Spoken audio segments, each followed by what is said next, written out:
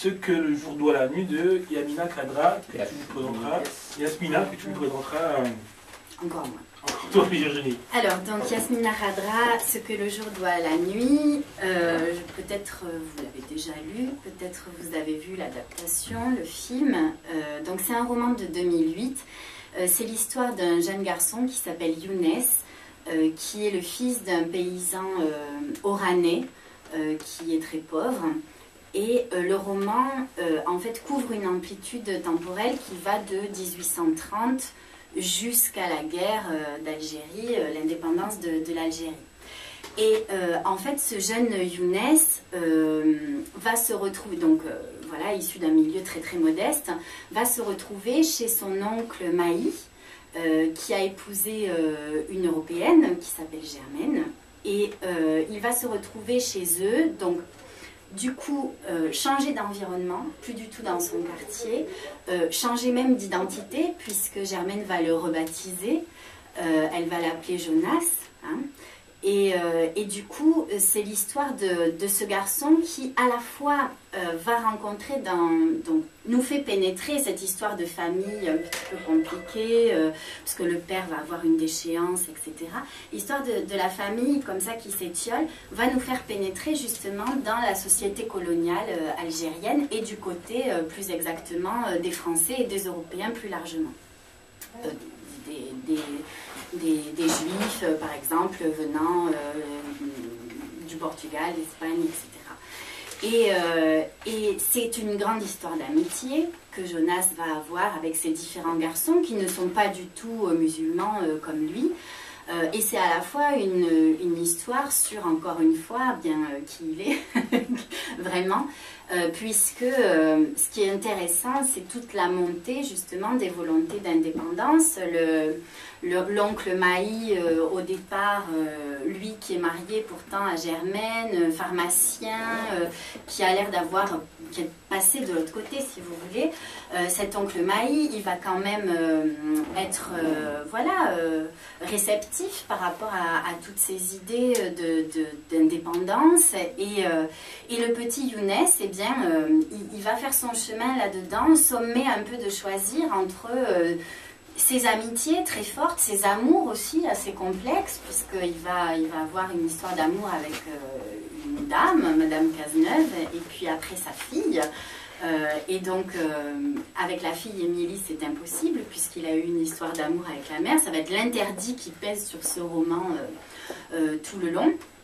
Et voilà, ce gamin, en fait, sommet, donc je vous disais, de choisir entre finalement ses racines,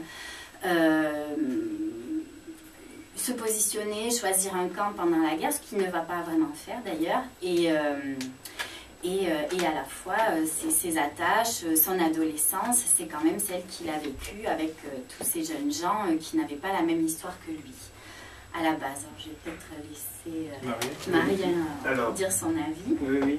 Bon, globalement, j'ai aimé, mais c'est pas celui que j'ai préféré de Yasmina Khadra. En fait, j'ai beaucoup aimé quand il parle de... Il y a une première partie, il parle de donc Younes, après que son père ait perdu ses récoltes, c'était un incendie, enfin, c'est ça. Il montre à Oran et il s'installe dans un bourg près d'Oran, Djenan Djatou, je crois que c'est ça. Et j'ai aimé moi toute cette partie. Ils habitent dans un patio, il y a une dame qu'on appelle Badra qui a des blagues salaces, il y a une qui est conteuse de bonne aventure, il y a Ada, une très belle femme mais qui est scellée. Et puis toute cette vie-là, je retrouve le cadre qu'il y a dans les autres romans, dans le sens où vraiment il y a toute l'histoire enfin il parle vraiment des marginaux, il parle de l'âpreté de cette vie-là.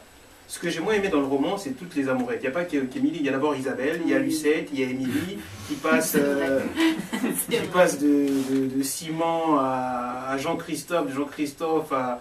Enfin voilà, ça c'était... Enfin, ça a son sens dans le sens où c'est son adolescence, mais je trouve qu'il fait la part belle à ces histoires, on s'y perd un peu, et après, l'histoire d'Émilie était suffisante à mon avis. Mais effectivement, après, moi je me délecte de lire toutes ces... Surtout sa vie à Djenan Djatou, où il raconte, il y a l'épicier avec sa jambe de bois, il y a tous ces personnages hauts en couleur que j'ai beaucoup aimés. Et après, il y a aussi la résonance avec l'histoire, parce que il y a la libération, comment Oran, qui est une ville vraiment où, qui est en phase avec l'évolution du monde. On voit comment les Américains, les cultures américaines s'installent à Oran. Et son père, pour revenir à la quête identitaire toujours entre les deux, savoir, son oncle finalement était engagé, il reçoit vraiment les nationalistes et il se fait molester, arrêter une fois, ce qui fait que Younes et son oncle quittent Oran pour s'installer à Rio Soledad, Rio quelque chose. Rio Celado.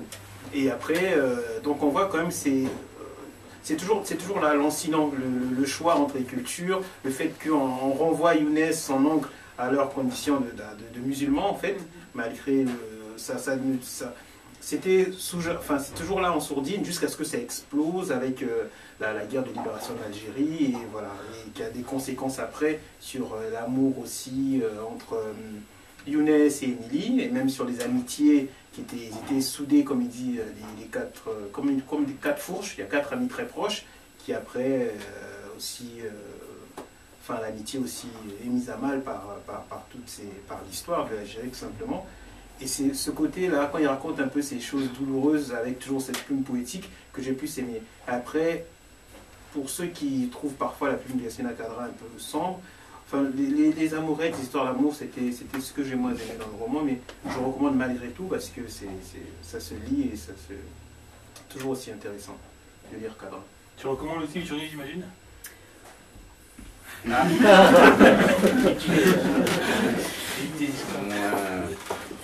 Je suis vraiment d'accord avec ce que tu as dit. Alors moi, les histoires d'amour ne m'ont clairement pas plu. Enfin, c'est vraiment trop long.